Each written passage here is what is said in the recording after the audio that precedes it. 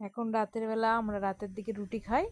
এখন এই রুটি বানাচ্ছি, বানিয়ে তারপরে রেস্টে রাখবো। তারপর কিছুক্ষণ পর আটাটা একটু নরম হবে, তারপরে রুটি বানাবো। রুটির সাথে দেখি কি বানানো যায়। ভাবছি তো রুটির সাথে আলু ভাজা দিয়ে একটা ডিম ফাটিয়ে হয়তো রান্না করতে পারি, ওটা হলে সবার হয়ে যাবে। আর আমাদের এইখানে সন্ধেবেলা মনেই হচ্ছে অন্ধকার, রাত্রির হয়ে যায়। আমাদের 8:30 9টার মধ্যে খেয়ে নিতে হয়। কেন, এখানে হচ্ছে তোমার গ্রাম তো, একদম চারিদিক অন্ধকার। আর আমরা যেখানটায় থাকি সেই জায়গাটা তো পুরো জঙ্গল, মাঝখানে আমাদের ঘর, চারিদিকে শুধু বাগান, কলা বাগান, তেজপাতা বাগান, ধান ক্ষেত, লম্বু বাগান, এইসব ক্ষেত রয়েছে। প্রচুর মানে অন্ধকার এখানে, শুধু বাড়িতে লাইট জ্বললে বাড়িটাই দেখা যায়, আর কিচ্ছু দেখা যায় না।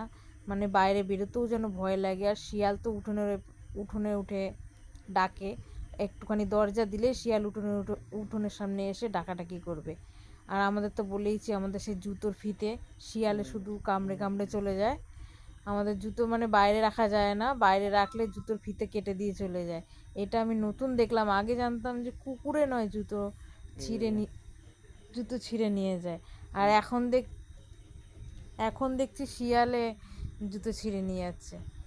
সব কিছুরই ভয় আছে। এদিকে আবার বৃষ্টি হলে এখানটা পুরো জল হয়ে যায়।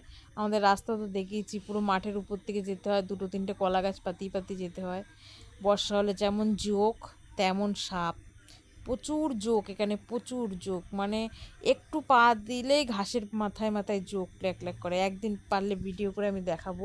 এখন অবশ্য রোদ্দুর, এখন তো জল তোমার কমেই গেছে, এখন ঘাসটা শুকিয়ে গেছে। তারপরে হচ্ছে আমাদের মাঠের সাইডে সাইডে একটু ঘাস মারার স্প্রে বলে, সেইটা হচ্ছে দেয়া হয়, তখন ওই জোকগুলো একটু কম দেখা দেয়।